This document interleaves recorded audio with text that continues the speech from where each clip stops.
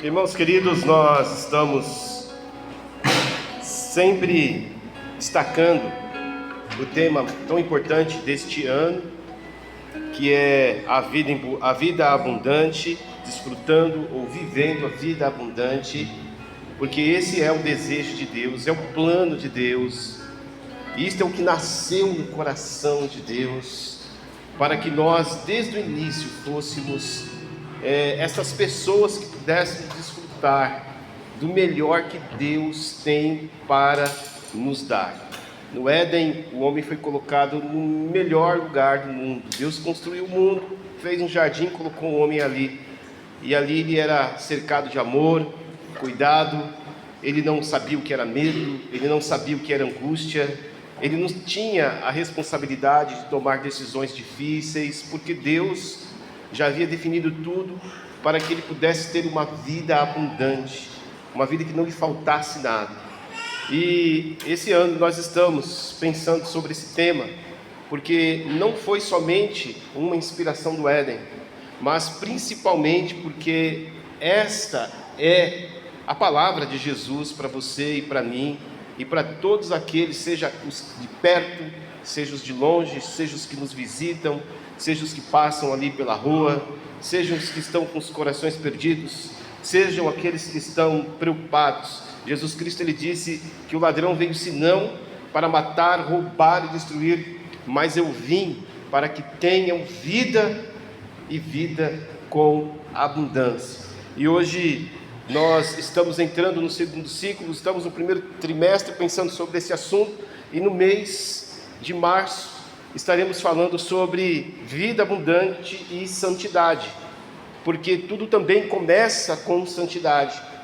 Todas as vezes que Deus planejou fazer algo muito significativo e até um extraordinário na vida do povo de Israel, Deus pedia para que o povo se santificasse, tirasse das suas tendas os anátemas, tirasse dos seus comportamentos coisas que já estavam prescritas na lei, de que não deveriam ter. Então tinha que ter uma limpeza de atitude, uma limpeza ética, uma limpeza de pensamento, mas também uma limpeza estrutural. E todas as vezes que o povo, eles praticavam esta ação, o milagre vinha no outro dia. E é tanto que em Josué está uma das frases mais significativas que sempre repercute no ato militar que ele fazia, nas noites que antecedia as bênçãos do Senhor. Santificai-vos hoje, porque Deus fará maravilhas amanhã. Se Deus não muda, por que nós precisamos nos prender a conveniências? Se Deus não precisa de transformação, por que nós achamos que podemos nos adequar à nossa vida para tentar ganhar uma barganha com Deus? A santidade é exigida até mesmo por Jesus. Jesus, ele disse que uma vez você ouvindo suas palavras, as palavras dele nos limparia, porque as palavras dele tinham um poder tão grande, e tem até hoje, de quando penetra em nosso ouvido, toca a nossa alma, e nós passamos a sentir essa vontade de ser igual a Jesus, de falar igual a Jesus, de sentir o que Jesus sentia, de poder mover e trafegar nos relacionamentos como Jesus fazia. Jesus não discriminava, Jesus também chamava a atenção, exortava. Jesus sempre tinha uma palavra de edificação, de exortação, de orientação nos momentos mais diversos. Mas acima de tudo, Jesus tinha um coração pacificado com o homem, mesmo quando o homem estava em guerra contra ele. Jesus, ele tinha um coração limpo. Ele, quando disse, bem-aventurados são os limpos de coração, porque estes veriam a Deus, Jesus, ele tinha esse princípio de não olhar o ser humano por aquilo que ele fazia, mas por aquilo que ele podia ser. E isso fazia uma uma grande diferença, porque nos momentos do teste mais difícil da vida de Jesus, Jesus olhou para aquelas pessoas que o havia caluniado, esbofeteado, cuspido em seu rosto, lhe espancado, feito ele passar por todo tipo de vergonha, dores, hematomas em seu corpo, que, diga-se de passagem, uma unha inflamada deve doer demais, uma cutícula mal arrancada inflama o dedo e dói demais. Imagine um Cristo com espinhos no rosto, cravado em sua cabeça, hematomas, dores, dentes quebrados, boca sangrando, corpo toda parte machucada, e ainda na cruz seus pés, suas mãos, nos nervos, nos tendões que mais causam dor, um tipo de tortura extremamente fora da curva da malignidade humana, e ele ali naquela cruz dizendo: Pai, perdoa-lhes, porque eles não sabem o que fazem. Soldados caluniando, soldados dizendo, tirando sarro, fazendo stand-up de Jesus, sem como se as coisas não melhorassem, pressões do lado dele, um dizendo: se você é filho de Deus, se você é esse cara, se você é o Messias, liberte-se e liberta a mim também, que aí eu vou crer em você. E o outro: não, eu só quero ir para o paraíso, eu só quero ir para o paraíso. Pressões para todo lado, despedida eterna de sua mãe. Qual é o maior sofrimento que existe a não ser aquele que você sofre diante de um coração partido materno? Jesus passou por tudo isso e ele semeou amor. Jesus passou por tudo isso e ele não inspirou o ódio do homem da esquerda que estava na cruz.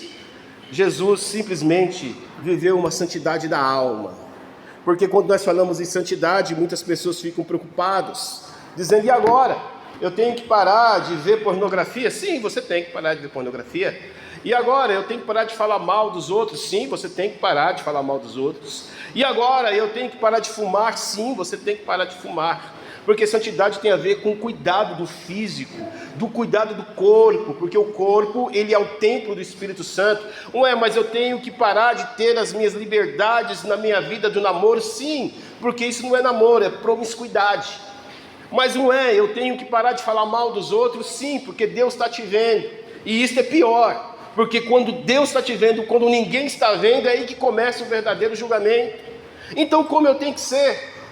Aí, esse texto que nós acabamos de ler, ele vai nos arremeter para uma série de orientações bíblicas, porque é a partir desses textos de Jesus Cristo, de que ele veio para nos trazer vida, e uma vida extremamente abundante, ela passa pelas veias, rios de santidades, que vai fluir de nossa vida e que vai mudar a nossa perspectiva. Primeiro, Romanos 12, versículo 1 e 2, nós vamos ver uma declaração. Eu estou com uma tradução diferente e eu vou dizer aqui: portanto, com a ajuda de Deus, quero que vocês façam o seguinte: entreguem a vida cotidiana, o dormir, o comer, o trabalhar, o passear, entregue isso a Deus como se fosse uma oferta. Receber o que Deus fez por você é o melhor que vocês podem fazer por Ele. E não se ajustem demais a esta cultura, a ponto de não poderem pensar mais. Não seja dominado. A nossa vida, as nossas ações, por incrível que pareça, ou é uma oferta para Deus ou é uma oferta para o diabo. Aquilo que eu faço, aquilo que eu vivo, ou está alegrando o coração de Deus, ou está simplesmente fazendo um investimento pesado nas obras do inferno, que levanta demônios sobre sua vida, que fazem com que as coisas não dê certo sobre sua vida, que fazem com que as portas fiquem fechadas, que trazem enfermidades, que faz com que você tenha uma vida cheia de complicações, a ponto de não experimentar esta vida abundante. Se tem uma das coisas que eu quero fazer uma comparação, através de uma pergunta, é fazer essa pergunta aqui para você: qual é o maior ápice da vida abundante de um ser humano? É quando ele é jovem, ele está na sua potência máxima, Se deixar, ele quer pular de paraquedas sem paraquedas. Se deixar, ele quer pular de jumping jump com elástico de roupa. Se deixar, ele pula na piscina sem saber a profundidade. A vida é extremamente um pulsar. A vida é extremamente um desejo que deve ser contemplado, que deve ser deliciado, que deve ser experimentado, e muitas vezes sem reserva, muitas vezes sem medir as consequências. Por isso que você vê muitos jovens aí perdidos, suicidando, perdendo o seu futuro, jogando no esgoto, porque nós entendemos, porque o melhor momento e o ápice da nossa vida é quando nós estamos jovens. Quando nós dormimos, levantamos e não sentimos dores no corpo. Quando nós andamos, não sentimos dores nas pernas. Quando nós voltamos e descansamos 5 minutos, a gente já está revigorado. Esse é um momento muito importante. Esse é também um momento em que, quando esses jovens conhecem a Deus, eles são potencializados com uma fonte de poder tão sobrenatural que eles são capazes de saber qual é o propósito de suas vidas e simplesmente enxergar em alta definição, em Full HD, como será a sua vida, e perseguir por esse alvo e fazer uma grande transformação.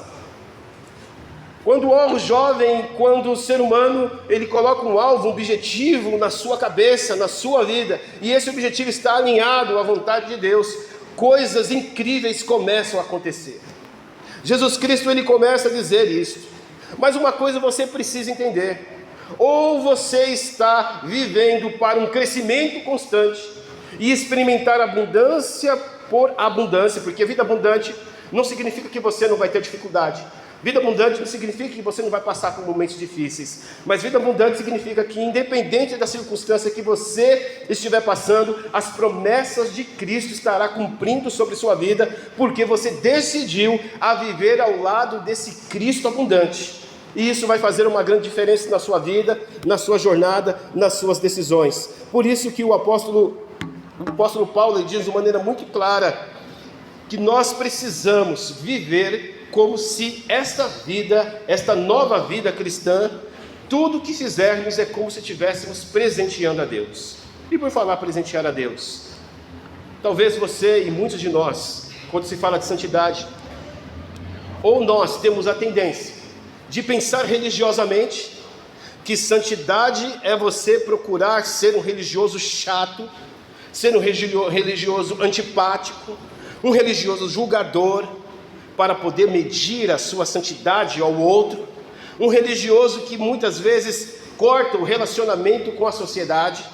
Ou você é daquele tipo de cristão que muitas vezes parece uma pessoa que recebeu um presente maravilhoso, um presente que você tanto desejou, mas para não usá-lo, para não gastá-lo, para não arranhá-lo, você pega e guarda ele e não usa. E santidade é para ser usada. É para ser usada no namoro. É porque ali no namoro, a santidade vai te dizer para você quais são os limites. Ninguém vai precisar de dizer para você o que você deve ou não deve fazer, porque a santidade em Cristo Jesus vai te definir os limites e que vai trazer você feliz, e que não vai fazer você sentir culpa, que não vai fazer você olhar para trás e falar: eu não deveria ter feito isso, eu não deveria ter pensado desta forma, eu não deveria ter dito aquilo. Porque quando há a vida abundante em Cristo Jesus, com toda certeza, a santidade de Deus, ela age plenamente em nossos corações, a ponto de nós sentirmos satisfeitos. Há muitas pessoas que estão vazias, procurando alguma coisa para preencher o seu tempo, preencher a sua mente, preencher o seu coração vazio, preencher a sua agenda cheia de monotonia, desgastada. Muitas pessoas estão sentindo que não há mais nada que oferecer neste mundo, porque muitas vezes estão vazias, e não só porque estão no deserto, mas porque não estão experimentando esta vida abundante, não estão chegando a Jesus e falando: Jesus, eu desejo esta vida abundante, eu quero ir abundar cada vez mais. Há muitos cristãos em escassez: eu não tenho, eu não posso, eu não faço, eu não consigo.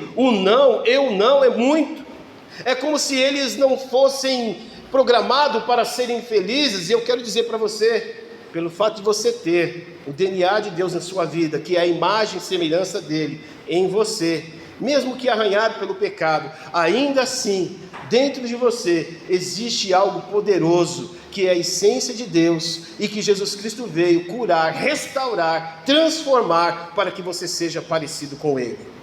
E isso vai fazer uma grande diferença, porque o Espírito Santo de Deus nos transforma em seu templo. Aonde está o Espírito Santo de Deus? Eu fico imaginando, muitos de nós não almoçamos, não tomamos café para vir ao culto. Vai chegar agora, daqui a pouco, na hora do almoço, um pouquinho antes, seu corpo vai começar a dar sinais. Talvez uma tontura, a glicose vai baixar, um pouquinho de dor de cabeça, ou a vista fica turva, o mundo fica girando ao seu redor. Não sei qual é a gravidade da sua fome, mas eu sei de uma coisa, que quando hoje chegar meio-dia, você estiver diante da sua lasanha, estiver diante do seu churrasco, estiver diante do seu bolo de aniversário, do seu refrigerante, da sua sobremesa, depois que você comer tudo aquilo, você vai estar saciado. Depois vai vir um outro momento, você vai ter sono, porque o seu corpo vai estar tão cheio de prazer, tanta dopamina, tanta serotonina, tanto sentimento de pertencimento, comida da mamãe, comida do papai, que você não vai querer outra coisa a não ser descansar e dormir. Isto é muito bom, mas sabe quando isto na vida espiritual é ruim? É quando você não sente isso na presença do Senhor, quando você sente que você não está no banquete divino, que Deus está lidando com as suas batalhas, te dando um alimento espiritual, para você ter força diante do medo, para você ter força diante das atitudes que estão amarradas em sua vida. Você sabia que tem muitas pessoas que precisam declarar e pedir a Deus: Senhor, desata o nó da minha vida e quebra o cativeiro? Porque se não desatar o nó, se não quebrar o cativeiro do orgulho, da indiferença, muitas vezes de pecados que estão ali todos os dias, cotidianamente. Tem crente que flerta com pecado, como se ele fosse um bichinho de pelúcia, que vai formando cativeiro em suas vidas, e que vai impedindo com que ele tenha uma vida abundante. E aí esse crente vive sempre na sequidão, sempre vive no marco zero de sua vida, sempre vive perdido, nunca vai ouvir o Espírito de Deus dizendo: opa, não é por aqui o caminho é por ali. Jesus, com toda certeza, Ele veio para fazer uma diferença em nossas vidas, porque por onde Jesus passou, com quem Ele falou, onde Ele tocou, Ele fez diferença. Um outro texto que eu quero compartilhar com você sobre santidade, vida abundante, começa com santidade, é o livro de 1 Pedro, capítulo 1, versículo 15 e 16. 1 Pedro, capítulo 1, versículo 15 a 16. E aqui nessa tradução mais comum está dizendo o seguinte: mas como é santo aquele que vos chamou, ou seja, chamou para a santidade, para andar com Ele. Nunca esqueça que a pressuposto de Deus é que você ande com Ele, por isso que Ele enviou Jesus. Noé andava com Deus, Abraão andava com Deus, Enoque andava com Deus. Andar com Jesus, com toda certeza, é andar com Deus. Andar com Deus é andar por um caminho que não é o teu caminho. Por isso que nós chamamos de santidade, é algo separado, exclusivo, é algo diferente, é algo sobrenatural. O próprio Deus falou: meus pensamentos não são os teus pensamentos, meus caminhos não são os teus caminhos. Assim como existe uma diferença abismal entre a terra e o céu, assim são os meus pensamentos, assim são os seus caminhos. Então não adianta a gente querer tentar andar com Deus com a mentalidade cravada aqui na terra. Precisamos buscar as coisas que são de cima, aonde Cristo está, assentado, à destra de Deus, pedindo, suplicando: me dá a estratégia dos céus, me dá a sabedoria dos céus. As coisas estão muito turvas por aqui, as pessoas pensam mal umas das outras, as pessoas em seus corações maquinam coisas estranhas, as pessoas estão desconfiadas cada vez mais, as dúvidas estão correndo e sujando a minha vida. Eu preciso do seu pensamento, eu preciso dos seus métodos, eu preciso que o teu reino venha sobre mim. E aqui, como é santo, como aquele que vos chamou para quê? Para andar com Ele. E assim esse texto começa a dizer: vós também sede vós também santos em toda a vossa maneira de viver. Sede como Ele em toda a maneira de viver. E aí continua: portanto está escrito: sede santo, porque eu sou santo. Há muitas pessoas que não se importam. Você já ouviu falar pessoas sem caráter? pessoas despersonalizadas. A pessoa sem caráter é como se fosse um chuchu, desculpa essa expressão porque eu gosto de chuchu. Mas esses dias eu descobri que é possível transformar o chuchu em uma cereja. E quem já foi comprar cereja sabe que cereja é extremamente doce, até enjoa o cheiro. Não que eu não goste, eu gosto, mas uma cereja só é o suficiente para resolver toda a parada, porque ela é muito forte, muito doce, uma delícia, mas passa dos extremos do paladar. Aí eu descobri que é possível transformar um chuchu em cereja. Aí eu olhei para o chuchu e falei, até isso você consegue, meu amigo? Você é o bichão mesmo, hein? Você é o bichão, porque você consegue ser o que você quiser. Se você joga você no feijão, você fica até marrom da cor do feijão. Se mistura você com ovo, ninguém sabe quem é ovo, quem é você. Você é um camaleão completo. Você se mistura com tudo, você é o super camaleão. Você é o bichão mesmo, você é o cara que se mistura com tudo, que não tem personalidade. Se joga você na água, pronto, está resolvido. Calinizou, até alcaliniza a água, porque o chuchu, ele não tem personalidade. Ele é o que os outros é. Ele tem o que os outros têm. Ele faz o que os outros fazem. Assim são pessoas que infelizmente não têm personalidade. E a palavra de Deus nos fala que nós temos o caráter de Cristo. E toda a máxima bíblica é que nós sejamos igual a Jesus, que falemos até mesmo como Jesus, que sejamos identificados não por aquilo que pregamos, mas como vivemos em torno de Jesus. E aí eu fico observando quantas pessoas preferem ser a si mesmos do que ser parecida com Ele. Muitas pessoas perdem o reino de Deus porque preferem ser a si mesmas, pensar dos seus próprios jeitos, andar da sua própria maneira. Eu sou o dono do meu nariz, eu penso assim e pronto, comigo é desse jeito. Infelizmente, pessoas assim podem estar até na igreja, mas não têm a identidade com Cristo, não exala o perfume de Jesus. Quando nós olhamos para esse texto, nós vamos ver a continuidade, a preocupação que esse texto nos leva, porque ele deseja que nós possamos viver essa experiência. Talvez, meus queridos, você deve ter um conceito errado de santidade, talvez você nem imagine como ela deve ser, mas para que a vida abundante aconteça em sua vida, você só precisa pedir para que Cristo ande com você e você andar com Jesus. E aí as coisas começam a ficar totalmente claras na sua vida. Eu me lembro que quando o que me salvou, literalmente, o que me fez parar onde eu estou hoje, foi o fato de nunca ter pisado na primeira fase da minha vida com meu pé em uma igreja. Não que isso é diferente, não que isso seja salutar, mas porque eu fazia parte de uma família que não buscava Deus. Mas um belo dia, quando eu pedi a Bíblia, e ganhei esta Bíblia, e comecei a ler esta Bíblia, e comecei a me relacionar com os meus colegas, como sempre, ia jogar bola, descalço, short, sem camisa, criança, 7, 8 anos, ia empinar pipa, ia nadar na lagoa, vivia a vida de moleque, caía da bicicleta, tinha briga com os colegas das ruas de baixo, da rua de cima, para comprar pão na rua de cima era terrível, porque a padaria, olha, nunca brigue com pessoas, analise o setor, porque para comprar o pão na padaria, a gente tinha que ir antes da padaria abrir e voltar correndo, esperar abrir, porque esse negócio de criança, de briga territorial era terrível, mas eu vivi uma vida de criança, só que a palavra de Deus já estava dentro das lacunas da minha vida. Eu não sabia o que significava nada do que se a Bíblia hoje o que eu compreendo sobre a Bíblia, eu não sabia nada, só apenas lia, e lia, bem-aventurado o varão que não se assenta na roda dos escarnecedores, não se detém na roda dos pecadores, mas tem o seu prazer na lei do Senhor, de medita nela, de dia e de noite, porque serão semelhante a uma árvore plantada às rios de águas vivas. Eu aprendi a ler o Senhor, o meu pastor, e nada me faltará. Eu comecei a ler, vi Jesus batendo nos diabos, dava risada, chorava quando ele sofria, eu ficava com raiva, eu vim sozinho, sem escola bíblica, sem testemunho de Jeová batendo na minha porta, sozinho, 7, 8, 9 anos, isso foi suficiente para que quando alguém me ofereceu um cigarro preparado com maconha, dizendo: você não quer experimentar? Eu simplesmente olhava para aquelas pessoas e falava assim: cara, a partir de hoje não ando mais com você.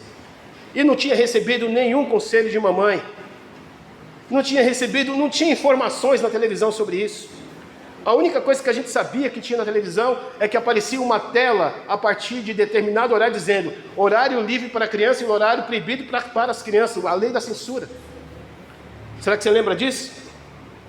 Então, e na maioria e todas as decisões que tomei na minha vida, era porque a lei do Senhor Jesus já estava dentro do meu coração. Quando você lê a palavra de Deus, o próprio Espírito Santo do Senhor vai conduzir você à verdade. Sabe o que acontece com muitas pessoas que não têm o caráter de Cristo formado? Que quando ela está no caminho do Senhor e ela começa a andar do jeito dele ou dela, vem a orientação do Senhor, e toda orientação do Senhor é amor. Diz: olha, irmãos, se um cristão acha que disciplina de Deus, exortação é algo ruim, é porque realmente nunca conheceu Jesus. Aí a pergunta é: eu não sei nem como seus pais te criaram, porque todas as vezes que teus pais chamou a atenção de você, é porque ele queria um amor seu, queria te livrar de um problema mais sério que você poderia ter com esse comportamento se você chegasse à vida adulta. Ou você causaria um grande prejuízo para você, ou você causaria um grande prejuízo para terceiros. Mas todas as vezes que alguém não tem essa santidade gerando em seu coração, está afastado da palavra de Cristo, não está vivendo uma vida abundante, todas as vezes que você vai dizer: isso, não faz isso, esse comportamento está errado, trata melhor seus filhos, trata melhor seu marido, trabalhe melhor, para de faltar no serviço, esse negócio não é certo, isso aqui está errado, a pessoa se ofende.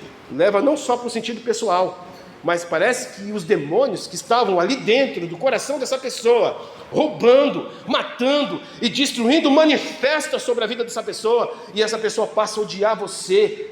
Você ganhou um inimigo, você não ganhou um amigo. É conforme diz Provérbios: tome cuidado, não repreenda o tolo, porque no dia que você repreender o tolo, na linguagem bíblica, é uma pessoa que tem dois sentidos. Primeiro, ou é uma pessoa que é desobediente, ou é uma pessoa que é qualificada como filho de Belial. E aí fica muito claro, porque quando não repreende o tolo, porque ele vai se irar e vai se voltar contra você. Mas quando você repreende um sábio, você ganha um amigo. Olha que lindo. A santidade faz você ter sabedoria na vida. A santidade coloca coisas boas em seu coração. Você não vai querer ser parecido com ninguém, porque você já tem uma identidade de Jesus. Você não vai ser influenciado por ninguém. Olha, isso é uma das coisas, pior coisa que existe. E eu vou usar a expressão de um diácono meu, que quando eu era seminarista, e ele passou a ser o meu mentor, e a gente batia um papo e ele falava uma coisa: se tem uma das coisas piores, é o vômito. Ele marcou minha vida com essa palavra. É o vômito. Eu falei: com certeza, é algo nojento, é muito pessoal, é muito de dentro da própria pessoa. Regurgitar, gomitar, tem gente que fala que é gomitar, né? Eu gomitei essa noite. Eu não sei se você gomitou ou se você vomitou. Eu não sei, só sei que é ruim, deve ser fedido. Uma vez eu fui tentar vomitar, irmãos. Minha esposa só falou: o que é isso, homem de Deus? Eu comi uma pimenta e a pimenta fez mal. E aí eu comecei a ter um problema, né, no rim, fígado. Aí eu fiquei, para vomitar, é simplesmente abrir a boca e deixar sair, né? Faz um barulhinho assim. Eu ficava... Eu falei: que negócio é esse? Ela ficou doida. E não saía nada. Aí ele usou essa expressão. E ele disse da maneira mais clara: olha, tem muitas pessoas que são influenciadas. As pessoas que são influenciadas são aquelas que estão tomando o vômito do outro. As pessoas procuram achar que estão pegando o melhor do que a outra pessoa tem para oferecer e vai querer fazer igual, quando na verdade ela está tomando o vômito do outro.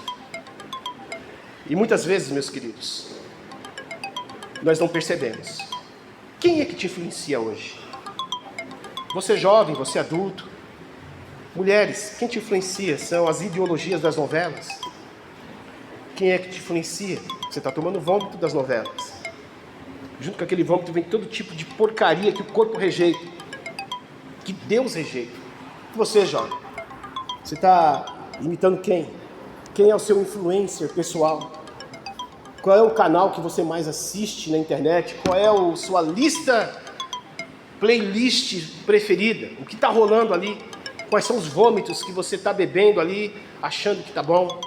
Que está determinando sua vida, deteriorando o seu pensamento, te contaminando? É hora da gente repensar, porque a santidade nos torna um povo exclusivo, nos torna um povo separado. Que Deus nos abençoe. É tempo de viver em santidade. É tempo de fazer boas escolhas. É tempo de pensar antes de fazer. Saber quem eu estou agradando mais. E quem vai determinar o que eu serei a partir do que eu estou fazendo. Que Deus nos abençoe. Amém? Feche seus olhos, vamos orar. Pai querido, louvado seja o teu santo nome, Senhor.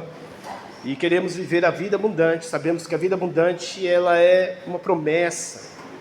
E é um fato. E ela tem acontecido na vida de muitas pessoas. Porque tudo aquilo que o Senhor vê que está destruindo a vida dos teus servos, o Senhor vem e comunica. Talvez, ó Deus, eu não sei, mas começando por mim. Ó Deus, não permita com que eu viva sem santidade. Não permita com que a Bíblia em Ferraz de Vasconcelos viva sem a santidade. Porque a santidade permite com que o Senhor nos toque. Permite com que nós sintamos o clima, não o clima desértico, mas o clima dos céus, o oxigênio que vem do reino dos céus. Opere e trabalhe nos nossos corações. Tire a rebeldia de nós. E que possamos, ó Deus, pelo Teu Espírito, ser mais forte do que o desejo da carne. Para que, ó Deus, possamos receber as Tuas recompensas. Aqui na terra, como também no céu. Em nome de Jesus nós te agradecemos. Abençoe a nossa EBD, os professores, ó Pai, os alunos, que na matéria, Senhor Deus, haja muita edificação e que possamos ser, ó Deus, agradável aos seus olhos. É o que nós te pedimos em nome de Jesus. Amém. Amém.